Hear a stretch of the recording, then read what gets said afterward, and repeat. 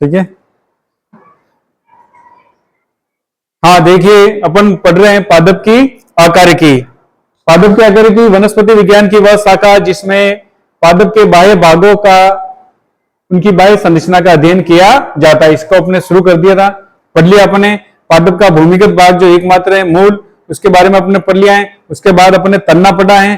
तन्ना, तन्ने की संरचना, तन्ने के प्रकार, तन्ने के कार्य, तन्ने के रूपांतरण, ये चीजें अपने पढ़ ली है। इसके बाद अपना नेक्स्ट जो भाग आता है, जो पादप का वायवीय भाग, ये पत्ती। कौन शुरू करते हैं? पत्ती। देखिए, पत्ती या लीफ,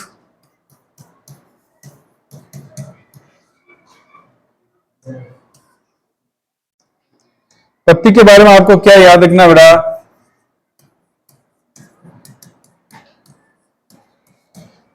पत्तियां जो है पादप के लिए महत्वपूर्ण भाग है, क्योंकि पत्तियों में ही पादप की भोजन की जो पूर्ति है, भोजन का संश्लेषण, प्रकाश संश्लेषण द्वारा भोजन का निर्माण पत्तियों में ही होता है। तो आइए पत्ती के बारे में अपन विस्तार से पढ़ेंगे। पत्तियां क्या है? देखिए, पत्ती, सबसे पहले पत्ती की उत्पत्ति, ओरिजिन। पत्ती की उत्पत्ति पर्व संधियों से होती है, शाखा या तन्ने की पर्व संधि से। इंपॉर्टेंट है, याद रखना, एक एक पॉइंट अपन पढ़ेंगे पर्व संधि से।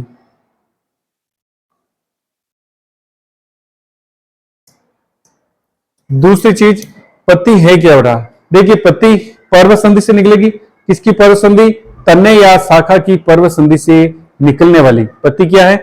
पौधे के तन्ने या शाखा की पर्व संधि से निकलने वाली हरी, चपटी और चौड़ी संरचना, ये कहलाएगी पत्ती कहलाती है। तो पत्ती में क्या लिखोगे? तन्ने या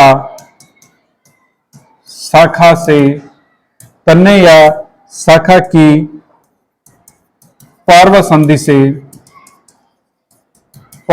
से निकलने वाली हरी, चपटी, पार्श्वीय संरचना। पार्श्वीय संरचना होती है। पार्श्वीय वह एक और इंपॉर्टेंट है बेटा, पार्श्वीय व बहिर्जात संरचना। पार्श्वीय व बहिर्जात संरचना जो है क्या कहलाएगी? पत्ती कहलाती है। तो पत्ती की उत्पत्ति पर्व संधि से होती है। पत्ती तन्ने या शाखा की पर्व संधि से निकलने वाली हरी, चपटी, पार्श्वीय व बहिर्जात संरचना है। इसके बाद अपन पढ़ेंगे पत्ती जो है, पत्ती तन्ने पर या शाखा पर लगी होती है। पत्ती का जो निर्माण है वह अग्राभिसारी क्रम में होता है, एक्रोपिटल सीक्वेंस में होता है। क्या होता है अग्राभिसारी क्रम? कि पत्तियां जो है आगे की ओर नहीं बनती हैं। आगे की ओर नहीं बनने का मतलब है कि पत्ती, शाखा या तन्ने पर जो पत्तियां स्थित होगी, आधारीय भाग पर तो पुरानी पत्तियां होगी और शीर्ष भाग पर नई पत्तियां स्थित होगी। तो पत्तियां अग्राभिसारी क्रम में लगती हैं। पत्तियां अग्राभिसारी क्रम में लगती हैं। इसको कहते हैं बेटा एक्रोपिटल सीक्वेंस। क्या होता है एक्रोपिटल सीक्वेंस? देखिए, ये शाखा है, ये शाखा है, इसकी पर्व संधियां हैं ये। तो पहले निचली या आधारीय पर्व संधि, पहले आधारीय पर्व संधि से पत्ती निकलती है, फिर आगे की तरफ शीर्ष पर्व संधियों से पत्तियां निकलती हैं। तो इसका मीन्स ये हुआ कि शीर्ष भाग पर जो स्थित पत्तियां है वो युवा पत्ती होगी या नई पत्ती होगी। शाखा या तन्ने के आधारीय भाग या नीचे की पर्व संधि पर पुरानी पत्तियां होगी। क्या होता है ये क्रम? अग्राभिसारी क्रम है। यहां पर जो लगने वाली पत्ती होगी नई पत्तियां, और आगे नई पत्तियां इसके आगे की तरफ बनेगी, यही क्रम कहलाता है अग्राभिसारी या एक्रोपिटल सीक्वेंस। ये जो पत्तियां होगी ये है पुरानी पत्तियां। इस क्रम को कहते हैं अग्राभिसारी क्रम। अग्राभिसारी क्रम, एक्रोपिटल सीक्वेंस। तो पत्तियां अग्राभिसारी क्रम में लगती हैं। तन्ने या शाखा पर पत्तियां कौन से क्रम में लगेगी? अग्राभिसारी क्रम में लगती हैं। इसके बाद नेक्स्ट पॉइंट आता है, पत्तियां जो हैं प्ररोह के शीर्ष भाग से विकसित होती हैं। पत्तियां किससे बनेगी? प्ररोह के शीर्ष भाग से। तो पत्तियों का जो निर्माण है कौन से विभजक से होती है? पत्तियों का निर्माण प्ररोह के शीर्षस्थ विभोज्योतक से होती है। पत्तियों का निर्माण प्ररोह के शीर्षस्थ विभोज्योतक से। देखिए शीर्षस्थ विभोज्योतक क्या है, आपने पढ़ा था विभोज्योतक, पढ़ेंगे अभी पादप की शारीरिकी में। उत्तक में पढ़ेंगे अपन। उत्तक दो प्रकार के हैं, एक विभोज्योतक और स्थायी उत्तक। विभाजन की क्षमता के आधार पर विभोज्योतक किसे कहते हैं? देखिए शॉर्ट में, ऐसा उत्तक जिसकी कोशिकाओं में निरंतर विभाजन हो। कोशिकाएं कैसी हो? निरंतर विभाजनशील कोशिकाओं का समूह। निरंतर विभाजनशील कोशिकाओं का समूह है वो विभोज्योतक कहलाएगा। विभोज्योतक तीन प्रकार का होता है। एक शीर्षस्थ विभोज्योतक जो तने या शाखा के शीर्ष पर पाया जाता है। दूसरा होता है पार्श्वीय विभोज्योतक जो तने या शाखा के पार्श्व भागों में पाया जाता है। इससे तने या शाखा की लंबाई में वृद्धि होती है और पत्तियां बनती है। इससे तने या शाखा की मोटाई में वृद्धि होती है।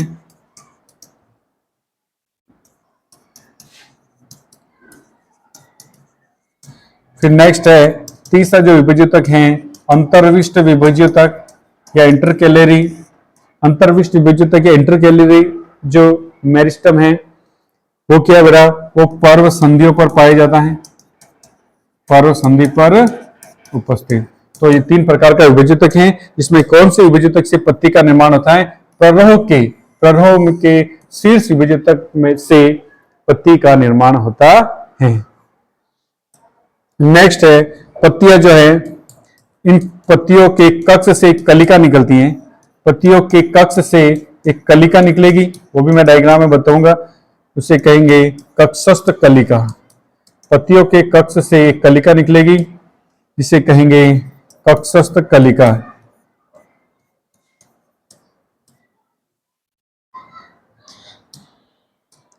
देखिए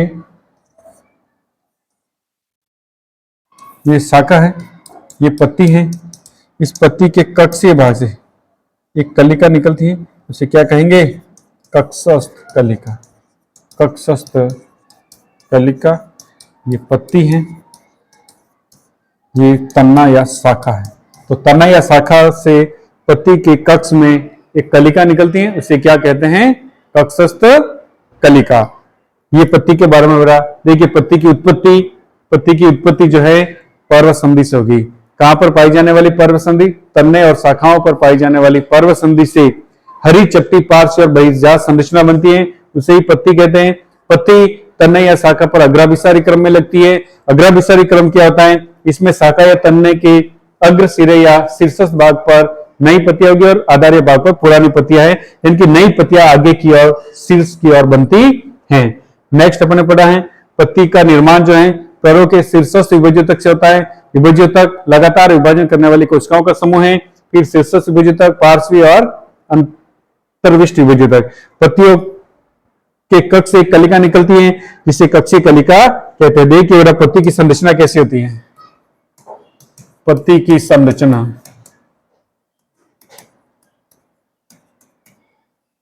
बाह्य संरचना पढ़ रहे हैं अपन, आकार की पढ़ रहे हैं। तो देखिए ये तना या शाखा है, इसकी पर्व संधि है।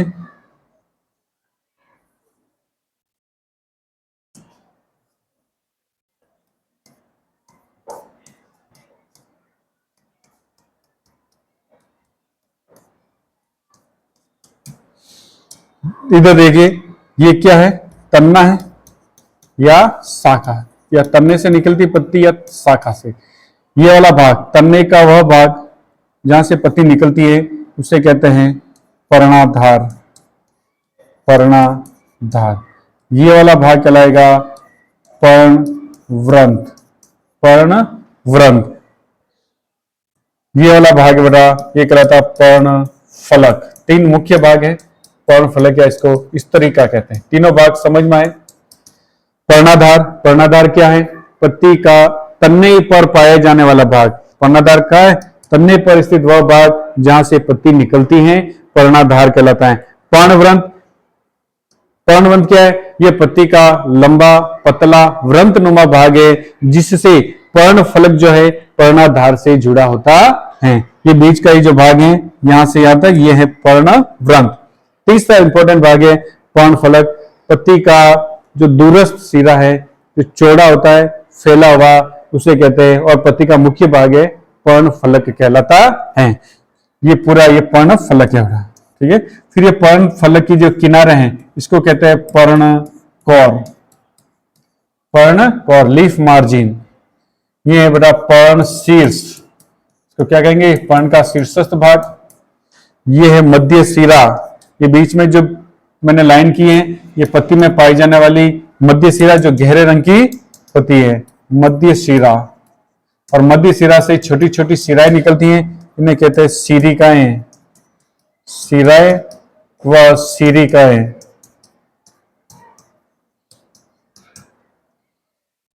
ये पत्ती के मुख्य भाग है बेटा।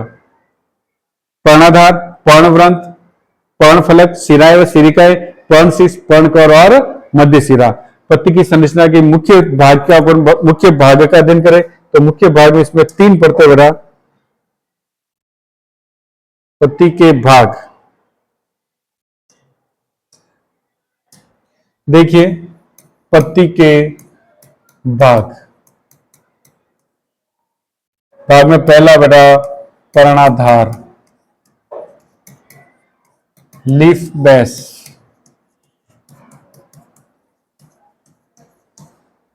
लीफ बेस क्या होता है, तन्ने पर पाई जाने वाला वह भाग जहां से पत्ती निकलती है।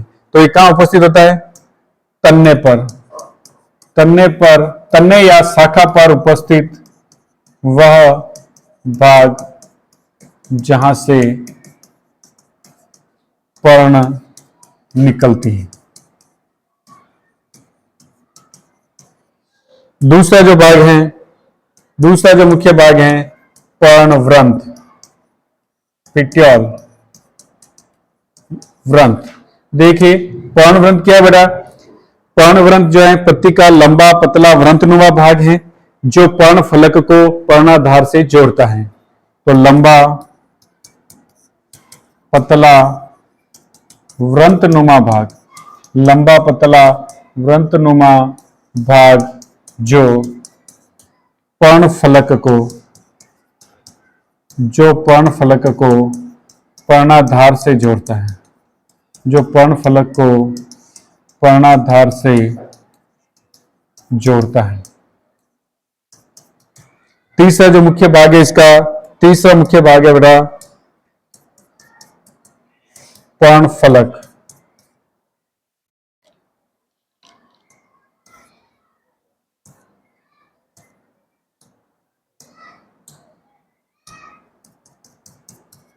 पर्णफलक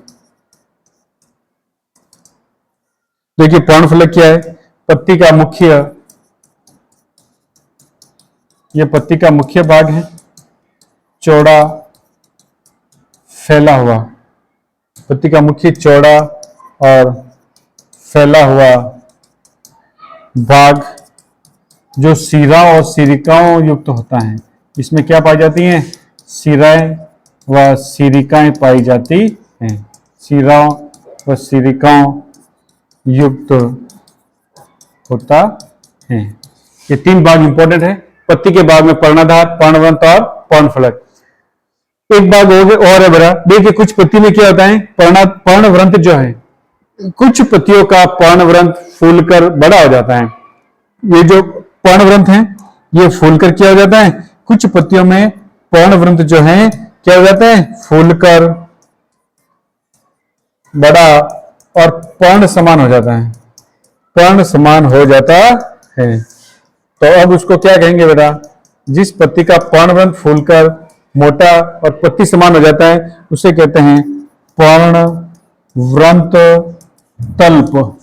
पर्णव्रंत तल्प या पल्विनस कहेंगे। ये किन में पाया जाता है, ये लेगुम जो पत्तियां होती हैं, बीज वाले, फली वाले पौधों की जो पत्तियां हैं उनमें पर्णव्रंत तल्प में रूपांतरित हो जाता है, पल्वी नस में रूपांतरित हो जाता है। तो ये भी आपको याद रखना है, लेग्यूम पत्तियों का पर्णव्रंत फूलकर मोटा हो जाता है, उसे पर्णव्रंत तल्प कहते हैं। तो ये पत्ती की संरचना और पत्ती के भाग हैं। क्लियर, समझ में आया ये। इसके बाद अपन पढ़ेंगे पत्ती के कार्य। देखिए पत्ती के कार्य में क्या है, तीन मुख्य कार्य हैं पत्ती के कार्य। फंक्शंस ऑफ लीफ,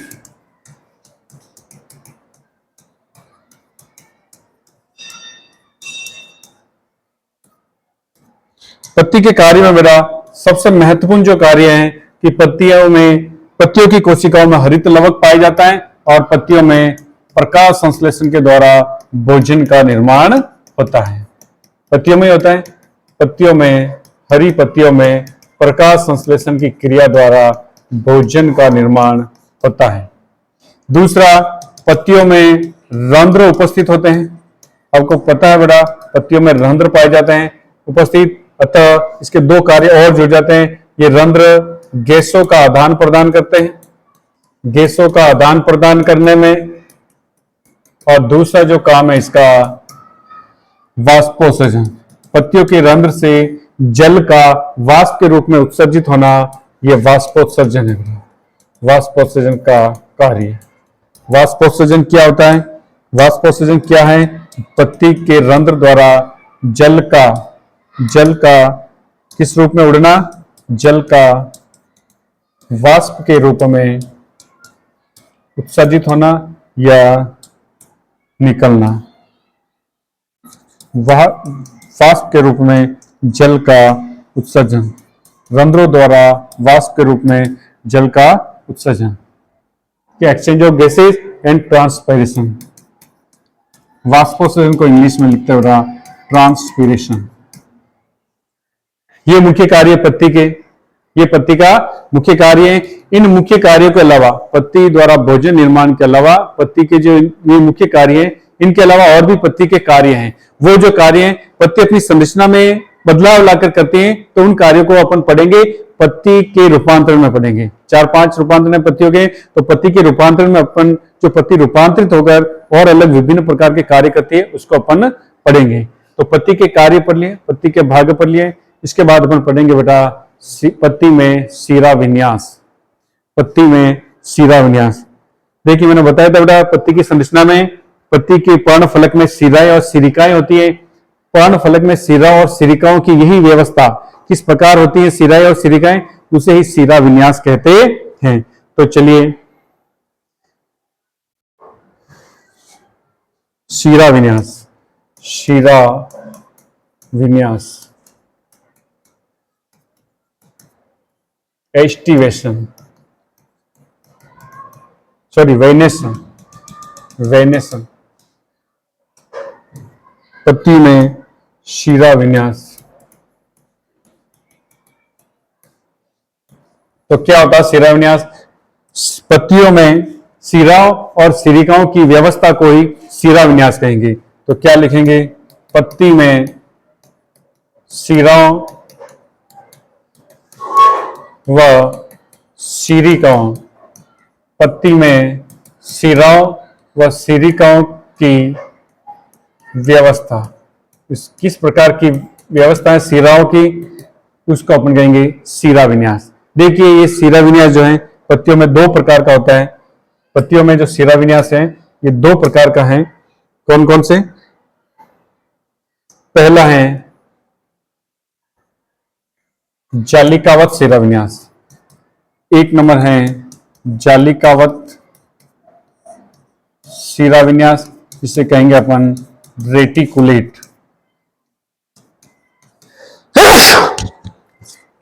दूसरा है समांतर शिरा विन्यास, इसको लिखेंगे पैरेलल वेनेशन।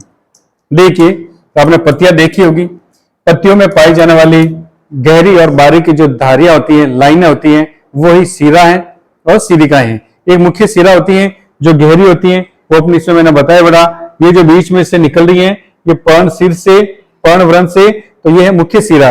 अब पत्तियों में मुख्य शिरा और सिरिकाओं का जो व्यवस्था है या इनका विन्यास व्यवस्था है, वही इसी को शिरा विन्यास कहेंगे। दो प्रकार का होता है, एक तो आपने पत्ती देखी होगी बेटा, इस प्रकार की पत्तियां, जिसमें सिरा है और सिराओं की कोई निश्चित व्यवस्था नहीं होती बेटा। सिरा और सिरिकाओं की निश्चित व्यवस्था न होकर अनियमित रूप से इस प्रकार की विन्यास में, जालिका व सिरा विन्यास में पत्तियों में पाई जाने वाली सिराएं और सिरिकाएं अनियमित रूप से व्यवस्थित होकर एक जाल नुमा संरचना बनाती हैं। तो इसमें जो सिरा और सिरिकाओं की व्यवस्था है, क्या लिखना बेटा?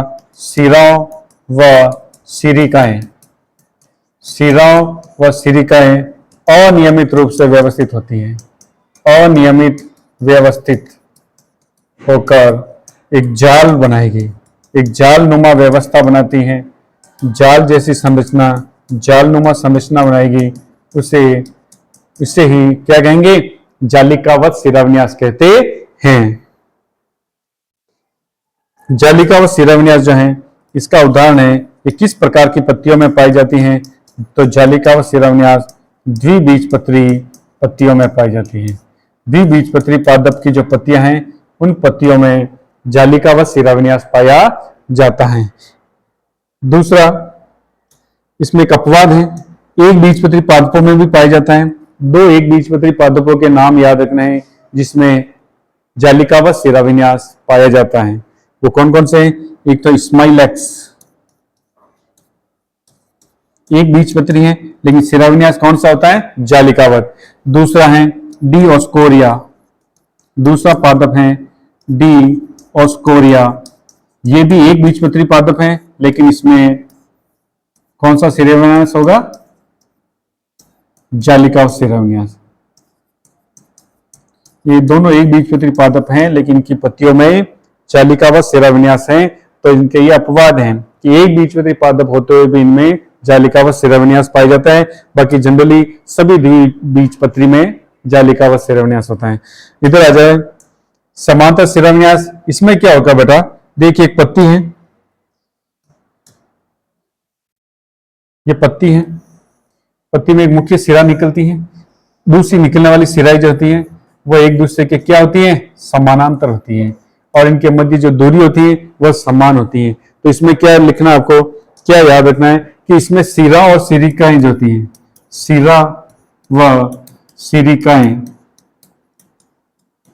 एक दूसरे के समानांतर व्यवस्थित होती हैं, एक दूसरे के समानांतर व्यवस्थित होती हैं। तो इस प्रकार के समानांतर व्यवस्थित होती हैं और एक नियमित व्यवस्था में स्थित होती हैं, इसे बेटा कहेंगे समांतर सिराविन्यास। इन सिराओं के मध्य दूरी समान होती है, सिरा और सिरिकाओं के मध्य, सिरा और सिरिका एक दूसरे के समानांतर स्थित होती हैं, इसे समांतर सिराविन्यास कहते हैं। इसके जो उदाहरण की बात करें तो एक बीजपत्री पादपों की जो पत्ती है उनमें एक समांतर सिराविन्यास पाया जाता है।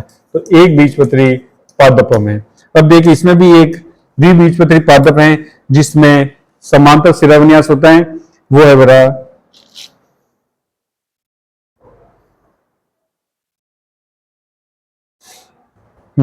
वो है पत्थर चट्टा। पत्थर चट्टा याद रखना है, ये किस प्रकार का पादप है? द्विबीजपत्री पादप है। पत्थर चट्टा द्विबीजपत्री पादप है लेकिन उसमें समांतर सिराविन्यास पाया जाता है। इधर आपको याद रखना है, जालिका सिराविन्यास द्विबीजपत्री पादपों की पत्तियों में होता है लेकिन दो एक बीजपत्री पादप है जिनकी पत्तियों में जालिकावत सिराविन्यास पाया जाता है। ये क्लियर हुआ? सिराविन्यास, पत्तियों में सिराविन्यास। इसके बाद अपन पढ़ेंगे बेटा पर्ण विन्यास। पर्ण विन्यास, पत्तियों के लगने के क्रम को क्या कहेंगे?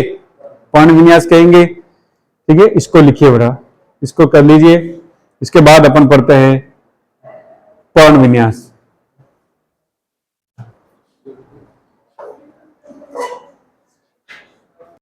हाँ, पर्ण विन्यास ये अपने पढ़ लिया है, सिराविन्यास। इसके बाद अपन पढ़ते हैं बेटा पर्ण विन्यास।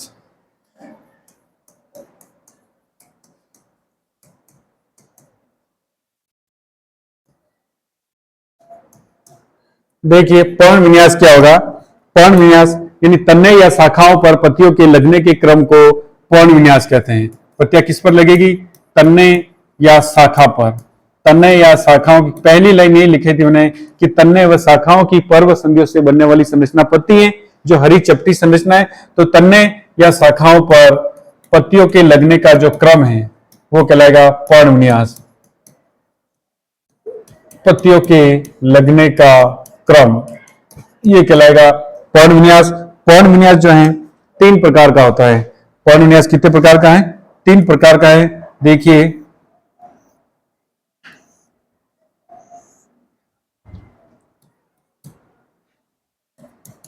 पहला जो प्रकार है एकांतर पर्णविन्यास।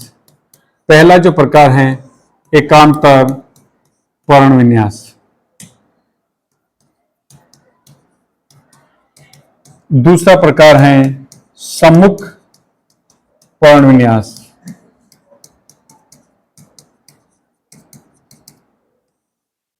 तीसरा प्रकार है चक्रिक पर्णविन्यास। देखिए, समझिए इधर, एकांतर पर्णविन्यास। एकांतर पर्णविन्यास नाम से स्पष्ट हो रहा है कि एक का अंतर होगा इसमें। इसमें क्या ध्यान रखना है? देखिए बेटा, ये तन्ना या शाखा है, इस पे ये पर्व संधि है, ये क्या लगी हुई है? ये पर्व संधि है, यहां से पत्ती लगेगी। तो पर्व संधियों पर इसमें क्या याद रखना है कि एक पर्व संधि पर एक ही पत्ती लगेगी, एक पर्व संधि पर एक ही पत्ती लगेगी, तथा एक पर्व संधि की पत्ती उसकी निचली पर्व संधि के विपरीत दिशा में लगेगी। एकांतर रूप में एक दिशा में पत्ती लगेगी। इस पर्व संधि पर इस दिशा में पर्व पत्ती है तो इसमें इस दिशा पर, फिर वहां पर नीचे वाली पर्व संधि पर पत्ती इसकी विपरीत दिशा में होगी। तो ये हो गया एकांतर पर्णविन्यास। इसमें क्या लिखना है? एक पर्व संधि, एक पर्व संधि पर एक पर्ण। एक पर्व संधि पर कितनी पर्ण लगती है? एक पर्ण, जो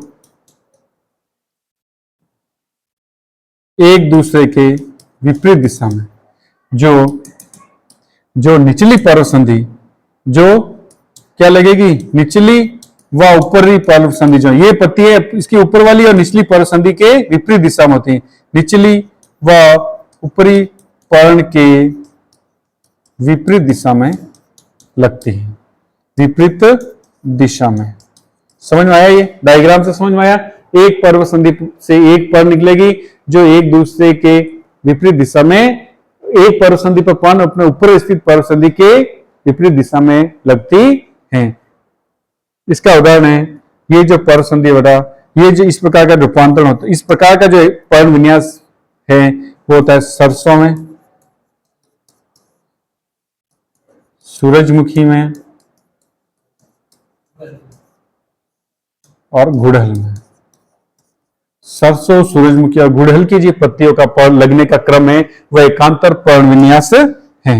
दूसरा जो प्रकार है सम्मुख पर्ण विन्यास। इसमें देखिए, ये शाखा पत्ती है, ये पर्व संधियां हैं। इसमें क्या होगा? एक पर्व संधि पर 2 पर्णें लगेगी, एक पर्व संधि पर 2 पर्णें लगेगी और दोनों पर्व संधियां एक दूसरे के आमने सामने लगेगी। एक पर्व संधि पर क्या लिखोगे? इसमें एक पर्व संधि पर एक पर्ण, एक पर्व संधि पर 2 पर्णें, सॉरी कितनी पर्णें लगेगी? 2 पर्णें, और दोनों पर्णें जो एक दूसरे के आमने सामने, एक दूसरे के आमने सामने यानी विपरीत दिशा में स्थित होगी। आमने सामने स्थित। देखिए ऐसे एक पत्ती इधर, ये आमने सामने लगेगी, आमने सामने। तो सम्मुख जो पर्ण विन्यास है इसमें एक पर्व संधि पर 2 पर्णें लगेगी और दोनों पर्णें एक दूसरे के विपरीत दिशा में लगती है। अब ये 2 प्रकार का आता है। सम्मुख जो पर्ण विन्यास है वो 2 प्रकार का होगा। कैसे 2 प्रकार हैं? देखिए, एक तो प्रकार ऐसा, ये शाखा है, इसमें ये पर्व संधियां है। तो एक इस प्रकार का जिसमें एक पर्व संधि पर 2 पर्व लगेगी, एक पर्व संधि पर 2 पर्णें लगी और दोनों जो पर्णें लगी हैं वो निचली पर्व संधि की दोनों पर्णों के ठीक ऊपर स्थित हो, यानी उस निचली पर्व संधि पर पाई जाने वाली पर्ण ऊपर वाली पर्व संधि जो पर्ण है वो उसको पूरी तरह से ढकती हो, पूरी तरह से क्या करती हो, ढकती हो बेटा। तो इस प्रकार के पर्ण विन्यास को कहेंगे अध्यारोपित। अध्यारोपित, अध्यारोपित कौन सा प्रकार है? सम्मुख का प्रकार है, सम्मुख अध्यारोपित पर्ण विन्यास। इसमें क्या होगा, एक पर्व संधि पर दो पर्ण है और दोनों पर्ण पर्व संधि पर जो एक पर्व संधि की दोनों पर्णें क्या करती हैं, अपने ऊपर व निचली पर्व संधि, अपने ऊपर व निचली पर्व संधि, अपने ऊपर व निचली पर्व संधि की जो पर्ण है उसको क्या करती है, पूर्ण रूप से ढकती है या अध्यारोपित करती है। तो एक पर्ण पर लगी दोनों पर्णें अपने निचली पर्व संधि ये है और इसकी ऊपरी पर्व संधि ये है, तो दोनों पर्व संधियों को क्या करती है, उसके ठीक सम्मुख स्थित होती है, उसको अध्यारोपित करती है या ढकती है। ये पर्व संधि पर पर्ण जो लगी, इसके नीचे जो पर्ण लगी हुई है उनको पूरी तरह से क्या करती है, ढकती है। अपन ऊपर से देखते हैं तो दो पर्ण दिखती है, नीचे उसके जस्ट एक सीध में दिशा में पर्ण लगी हुई होती है। यानी कि एक पर्व संधि पर लगी हुई पर्ण निचली पर्व संधि पर लगी पर्ण को पूरी तरह से क्या करती है, अध्यारोपित करती है। तो दोनों पर्ण ऊपर और निचली पर्व संधि को ढकती है, को ढकती है या अध्यारोपित करती है। क्या करती है, अध्यारोपित करती है। इसका उदाहरण हो जाएगा बेटा अमरूद। अध्यारोपित का उदाहरण क्या है, अमरूद। याद रखना, इसका उदाहरण क्या है, अमरूद की जो पत्तियां हैं उसमें किस प्रकार का पर्ण विन्यास होता है, अध्यारोपित सम्मुख प्रकार का। दूसरा जो प्रकार है बेटा, दूसरा जो प्रकार है इधर देखिए, ये ये शाखा, ये तन्ना है, ये पर्व संधियां हैं। इसमें एक पर्व संधि पर दो पढ़ने लगेगी क्योंकि सम्मुख में पढ़ा कि इसमें एक पर्व संधि पर दो पढ़ने, इसी के प्रकार है। तो एक पर्व संधि पर जो दो पढ़ने लगेगी वो दोनों पढ़ने क्या होगी,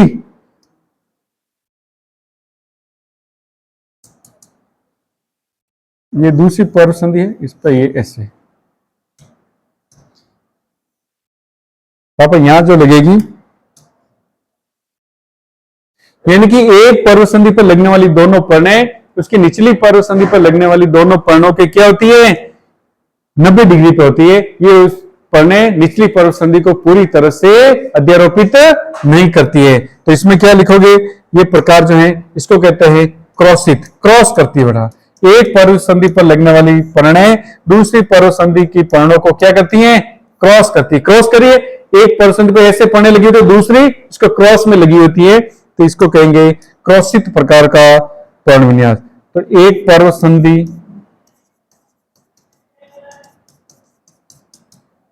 की दोनों पर्णें, एक पर्व संधि की दोनों पर्णें अपने ऊपर व निचली पर्व संधि के निचली पर्णों को क्या करती हैं, क्रॉस करती हैं, क्रॉस करती हैं। इसका जो उदाहरण है बेटा आक, आक की जो पत्ती होती है उसमें पर्ण विन्यास कैसा होता है, क्रॉसित सम्मुख। और दूसरा है तुलसी। चौथा जो प्रकार है बेटा चक्रिक प्रकार। चक्रिक प्रकार का जो पर्ण विन्यास है, इस प्रकार के पर्ण में एक पर्व संधि पर अनेक पर्णें लगेगी और वो क्या बनाएगी, एक चक्रिक व्यवस्था में स्थित होती हैं। तो एक पर्व संधि पर, चक्रिक में क्या लिखोगे आप, एक पर्व संधि पर अनेक पर्ण, अनेक दो आपको लिखना है, दो से अधिक पर्ण, दो से अधिक पर्ण होगी और वो किस व्यवस्था में होगी, एक चक्र के रूप में, चक्र के रूप में स्थित होगी, उसे चक्रिक पर्ण विन्यास कहते हैं। इसका उदाहरण है बेटा आपने कनेर देखा होगा, कनेर की जो पत्तियां होती हैं वह चक्रिक क्रम में लगी हुई होती हैं। ये हुआ अपने पर्ण विन्यास। क्लियर।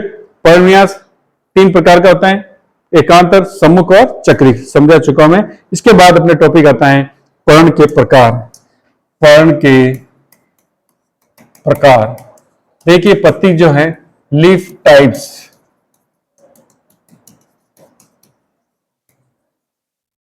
मुख्यतः पत्ती दो प्रकार की होती है बेटा। मुख्यतः पत्ती कितने प्रकार होती है इसके? दो प्रकार हैं, एक सरल पत्ती और दूसरी संयुक्त पत्ती। एक होगी सरल पत्ती और दूसरी संयुक्त पत्ती। देखिए, सरल पर्णे सिंपल लीव्स और संयुक्त पर्णे कंपाउंड लीव्स। संयुक्त पर्णे कंपाउंड लीव्स। सरल पर्णे क्या होती है? सरल पर्णे क्या होगी? देखिए, अपने पत्ती अलग अलग प्रकार की देखी है। बरगद की पत्ती देखी है, बरगद की पत्ती, पीपल की पत्ती, सरसों की पत्ती, मूली की पत्ती। इस प्रकार की पत्तियों की क्या विशेषता होती है? ये जो पत्तियां है, इन पत्तियों का जो पर्ण फलक होता है, इस तरीका जो होती है, पर्ण फलक जो होता है, ये बड़ा पूरा ये जो बड़ा फैला हुआ जो भाग है, ये पर्ण फलक कुछ पत्तियों में कटा फटा होता है, कुछ पत्तियों में बिल्कुल अछिन्न होता है। अछिन्न का मतलब बिल्कुल कटा फटा नहीं होता है, एकदम सीधा होता है। तो इस पर्ण फलक के आधार पर पत्तियां दो प्रकार की है, कि ऐसी पत्तियां जिसमें पर्ण फलक अछिन्न हो, ये जो मैंने बनाया ना, ये कहीं से कटा फटा नहीं है, ऐसा हो, या कटा फटा हो लेकिन उसके कटाव जो है वो इस मध्य सिरा तक नहीं पहुंचे। कटा पत्ती कटी हुई हो यहां तक ऐसे, लेकिन वो कटाव जो है मध्य सिरा तक नहीं पहुंचे, तो एक ही पत्ती कहलाएगी, वो एक ही पर्ण फलक है। तो इस प्रकार की पत्ती को क्या कहेंगे? सरल पर्ण कहते हैं। क्या कहते हैं? सरल पर्ण। देखिए, दो प्रकार होगा बेटा ये। एक तो या तो अछिन्न होगी, जब पत्ती क्या होगी? अछिन्न, जब पत्ती में बिल्कुल कटाव नहीं हो। दूसरी, जब कटाव तो हो, इसमें कटी फटी हो पत्ती, लेकिन वो कटाव मध्य सिरा तक नहीं हो। कटाव कहां तक ना हो? मध्य सिरा तक नहीं हो, तो उसे कहेंगे बेटा सरल पत्ती। देखिए, अछिन्न पत्ती कैसी होगी? ये है, ये अछिन्न पत्ती है।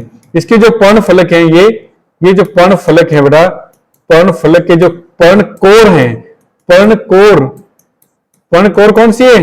ये वाली। ये अछिन्न है, बिल्कुल कटी फटी नहीं है कहीं से। तो इस प्रकार की पत्ती क्या है? सरल प्रकार की है। सरल में अछिन्न प्रकार की पत्ती है। इसका उदाहरण है बेटा, अछिन्न प्रकार की पत्ती कौन सी होती है? बरगद की पत्ती, बिल्कुल कटी फटी नहीं होती है। दूसरा, पीपल की पत्ती। बरगद और पीपल की पत्ती सरल प्रकार की होती है। सरल में भी अछिन्न प्रकार की पत्ती होती है, यानी ये कहीं से कटी फटी नहीं होती है। दूसरी प्रकार की जो सरल पर्ण है, कटाव युक्त पत्ती ऐसी सरल पर्ण होगी जिनमें कटाव होंगे, लेकिन वो कटाव मध्य सिरा तक नहीं होंगे। यानी ये मध्य सिरा है, ये पर्ण फलक है, इसमें ऐसे कटाव हो सकते हैं, ऐसे कटाव हैं, लेकिन वो कहां तक नहीं है? इस मध्य सिरा तक नहीं आया है। तो ये भी एक ही पत्ती है, एक ही पर्ण फलक है। इसका जो एग्जाम्पल है बेटा, इसमें क्या लिखना है? कटाव। ये लिखा हुआ है कि इस पत्तियों में कटाव होते हैं, लेकिन वो कटाव मध्य सिरा तक नहीं पाए जाते हैं, तो भी वो किस प्रकार की पर्ण कहलाएगी? सरल पर्ण। इसके एग्जाम्पल है, आपने मूली की पत्ती देखी होगी बेटा, मूली की पत्ती देखी होगी आपने, सरसों की पत्ती देखी होगी बेटा। इन पत्तों की सब्जियां भी बनती है बेटा, ठीक है। तो मूली और सरसों की पत्ती में कटाव होते हैं, लेकिन कटाव मध्य सिरा तक नहीं पहुंचते हैं। दूसरे प्रकार का जो प्रकार है संयुक्त पर्ण, इसमें क्या होगा?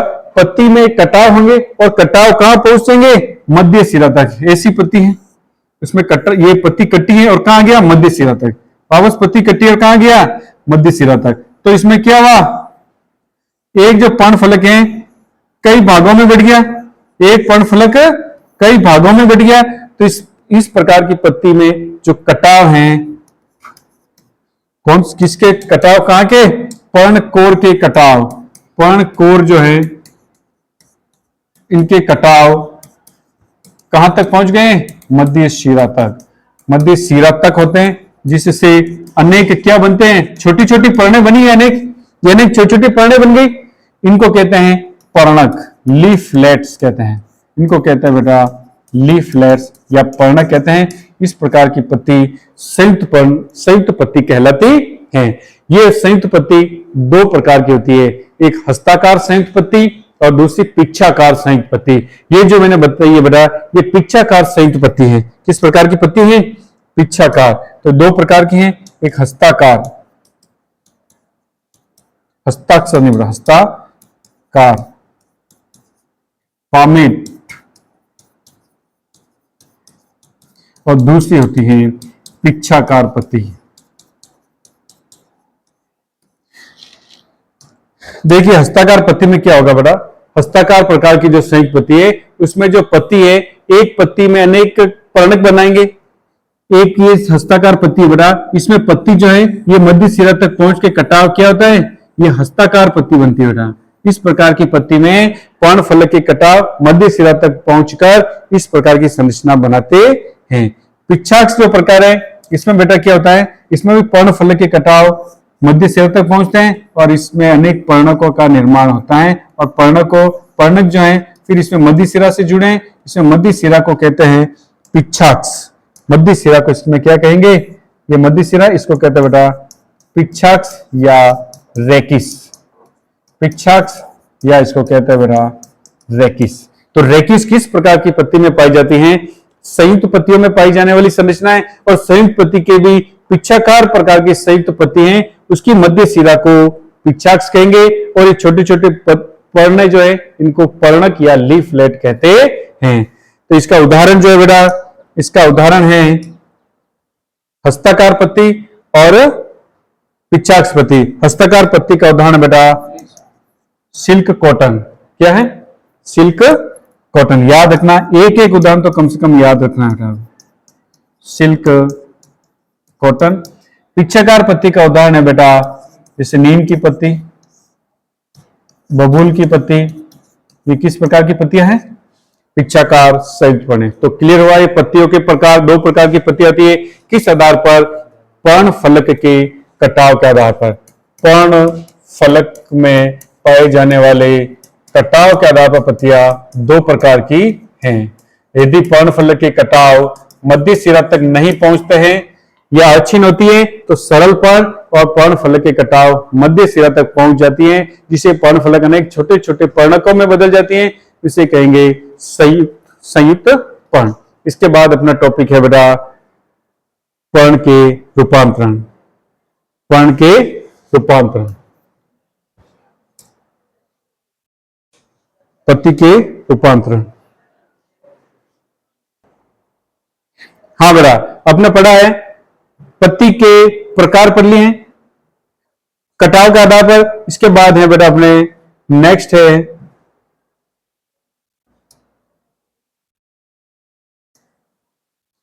नेक्स्ट है पत्ती से संबंधित टॉपिक। लास्ट टॉपिक है पत्ती के रूपांतरण। स्टार्टिंग में मैंने बताया था पत्ती के कार्य, तीन कार्य बताए थे बेटा।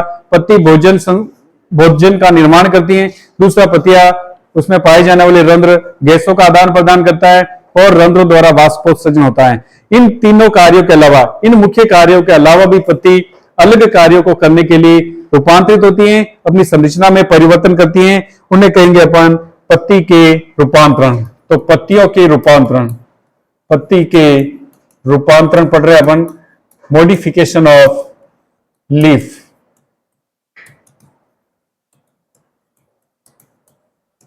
मॉडिफिकेशन ऑफ लीव्स, पत्तियों के रूपांतरण।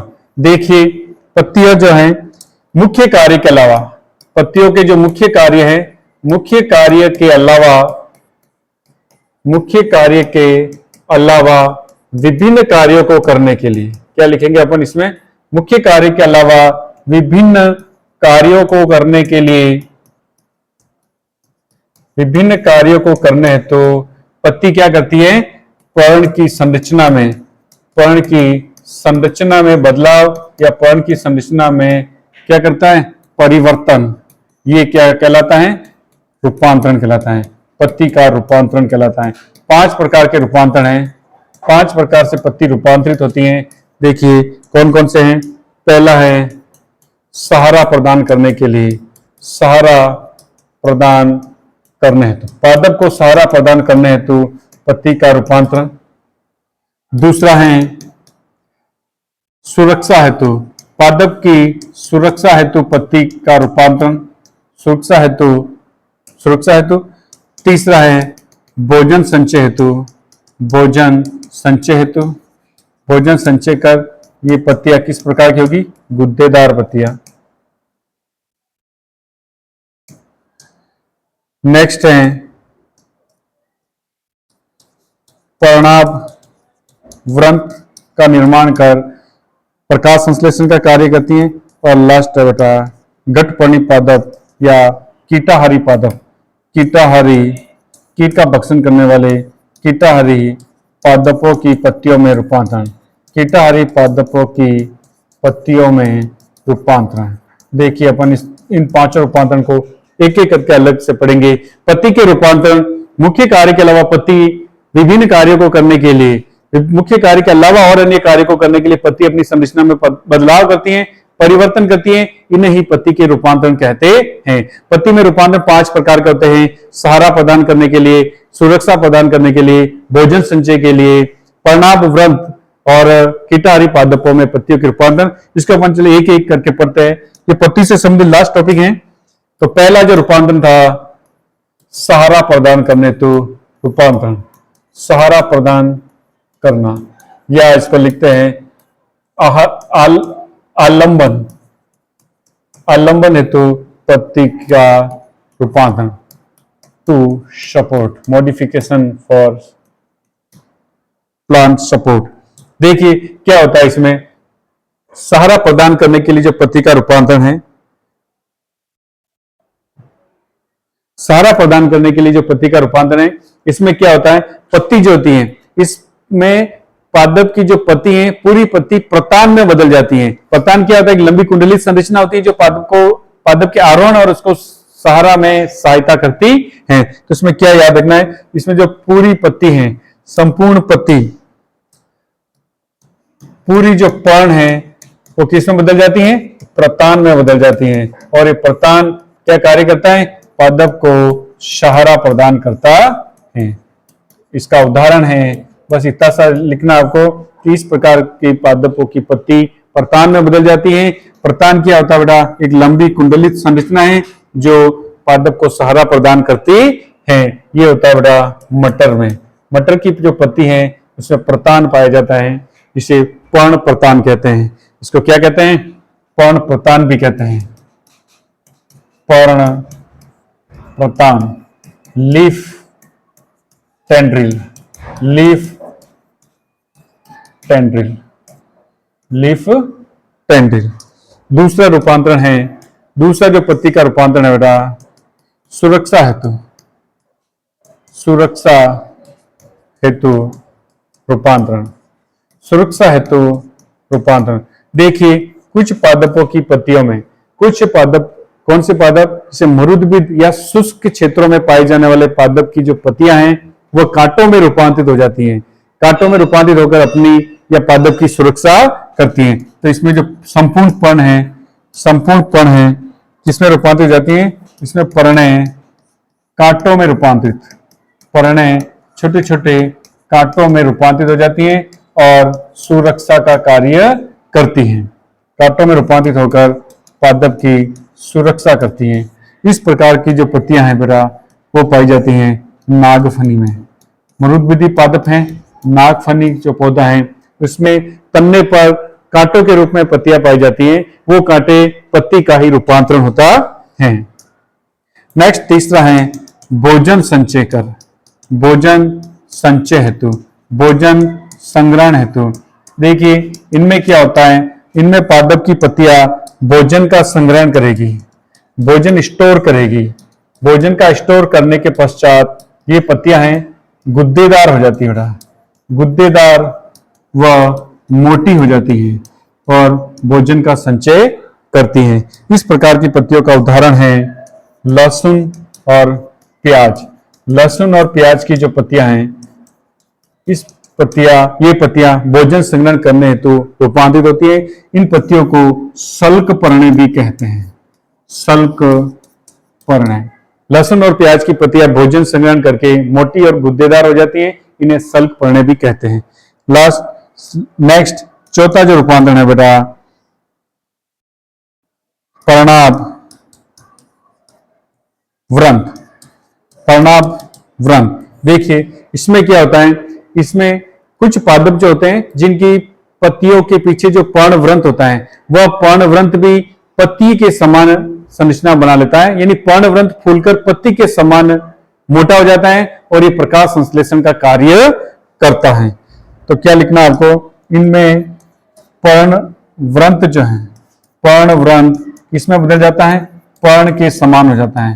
पर्ण व्रंत भी फूलकर पर्ण के समान हो जाता है और क्या कार्य करता है, ये प्रकाश संश्लेषण का कार्य करता है।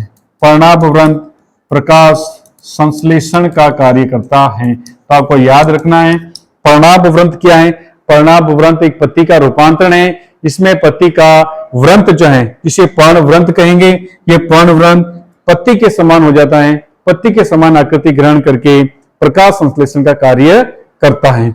इसका एग्जाम्पल है, ये किसमें होता है, ये जो ऑस्ट्रेलियन बबूल है, ऑस्ट्रेलियन एकेसिया, ऑस्ट्रेलियन बबूल की जो पत्तियां होती हैं उन पत्तियों का पर्णव्रंत पत्ती समान संरचना में बदल जाता है और प्रकाश संश्लेषण करता है। लास्ट है बेटा इसमें जो कीटाहारी पादप हैं, कीटाहारी जो पादप हैं उन पत्तियों में, कीटाहारी पादप में क्या होता है बेटा, इनकी जो पर्णें होती हैं, देखिए कीटाहारी पादप क्या होते हैं, ऐसे पादप जो आंशिक रूप से विषमपोषी होते हैं, यानी कि ये पादप जो है कुछ तत्व जैसे नाइट्रोजन आदि तत्व जो है उनकी पूर्ति कीटों का भक्षण करके करते हैं। तो ये पत्तियां जो हैं रूपांतरित होकर गड़े के समान संरचना बना देती हैं और ये कीटों का क्या करती है, भक्षण करती हैं। तो ये पर्णें कीटाहारी जो पादप है बेटा, ये पर्णें कीट भक्षण हेतु, कीटों का भक्षण हेतु गट के समान संरचना बनाती हैं। ठीक है, ये किसमें होता है बेटा, इसके उदाहरण है निपेंथस, कीट भक्षी पादप है Nepenthes, Venus, Venus fly trap, Venus fly trap. ये पादपों के नाम याद रखना है, कीट भक्षी पादप निपेंथस, वीनस फ्लाई ट्रैप और एक पादप और है ब्लेडर वर्ट, ब्लेडर जिन्हें कहते हैं ब्लेडर वर्ट। ये कीट भक्षी पादप हैं, इन कीटों का भक्षण करके अपने कुछ तत्वों की पूर्ति करते हैं। ठीक है, तो ये अपना हो गया पत्तियों के रूपांतरण, 5 प्रकार के रूपांतरण है। तो उन्होंने पत्ती को बेटा पूरा कर लिया, पढ़ लिया है शुरू से एंड तक। पत्ती की उत्पत्ति, पत्ती किसकी उत्पत्ति किस होती है, कैसी संरचना है, पत्ती का किस क्रम में लगी होती है, फिर अपने पढ़ा पत्ती का निर्माण प्रयोग के शीर्ष बीजों तक से होता है। ये सारी चीजें बेटा अपने पढ़ ली है, इसको आप बार बार रिवाइज कर लेना।